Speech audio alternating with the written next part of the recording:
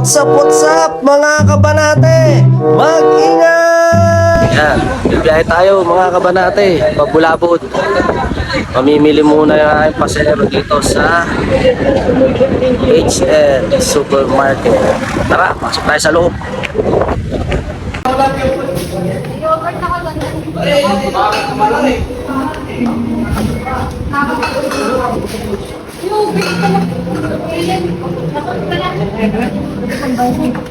Pakitignan po yung bulsa nun ha. Baka may ano.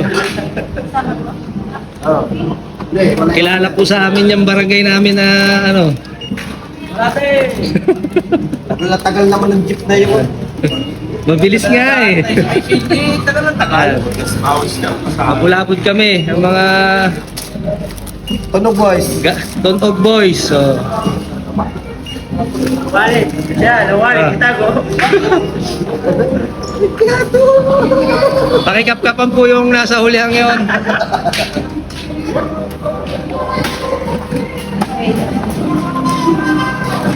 Wala.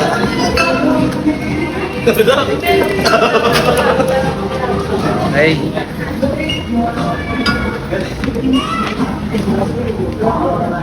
Tapos na pong mamili ang aking mga pasero, mga kabanate.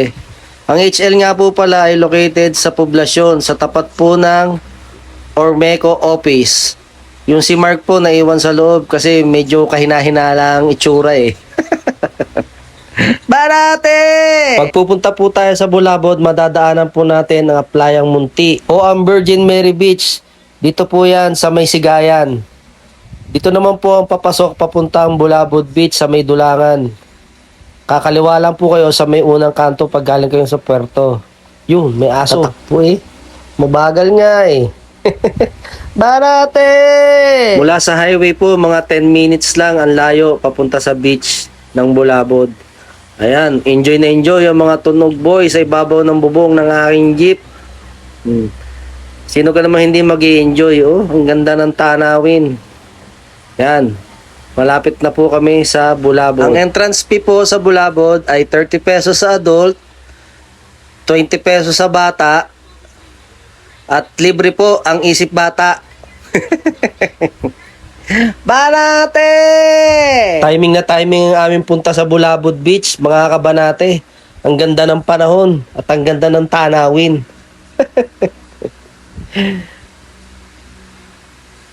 Ito po ang entrance sa may Bulabod Beach. Sa may tindahan. Yan. Dito po kayo magbabayad ng entrance fee kay ate.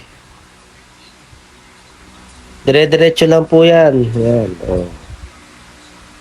Yan. Makikita nyo na ang ganda ng Bulabod Beach. Oh, di ba? Oh. Saan ka pa? Dito lang yan sa Puerto Galera. Bulabod Beach, Barangay Dulangan, Puerto Galera, Oriental Mindoro, Philippines! Kita mo naman, kagaling magbulsa eh, nakakaroon pa eh. Madami pong kubo dito na pagpipilian, mga kabanate. Yung ginagawa pa nga. Ang kubo po dito ay nagre-range sa 500 pesos to 1,500.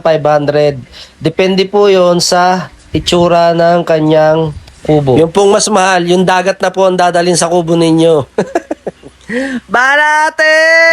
Dito po sa Bulabod Beach, mga kabanate, ay dalawang klase ang tubig. Meron pong tubig tabang at tubig alat. Yung pong tubig tabang na yan ay nagmumula sa bukal o spring water. Yung bukal po ay malapit lang po dito sa ilog na ito. Hindi ko na po siya ipapakita sa inyo para po mapanatili ang kalinisan at kaayusan ng lugar. At isa pa po ay bawal pong pumunta doon. Pero dito po sa ilog na ito ay pwede po kayong maligo, mga kabanate. Napakasarap pong maligo dito dahil fresh na fresh po talaga ang tubig niya at malamig, mga kabanate. Babalik na po tayo sa kubo natin at titignan natin ang mga ginagawa ng mga tunog boys. Yan, may minimekos-mekos na si Insan. Oh, spaghetti. Filipino style daw ang lulutuin ni Insan. At naman mga are, oh, nag-iihaw na din. Ang mga tunog boys. Siyempre, habang nag-iihaw, hindi mo mawawala ang yabangan at barikan. Yan kasi ang nagpapasarap sa mga ganitong piknikan. Yan, niyayakag akong bumari ni paring Utip. Ay alam namang bawal at ako'y nagmamaneho ng jeep. Safety first po tayo mga kabanate. At ang priority natin ay ang kaligtasan ng ating mga pasahero. Kahit barik na, ititising ko na. Mga kabanate, maraming salamat po sa panonood ng aking mga video. At huwag pong kalimutan mag-follow, like, and share.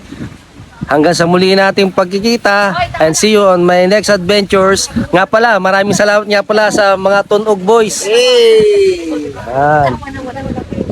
Sa pag-imbita sa akin at pag-arkila sa aking serbisyo. So, hanggang sa muli. Bye!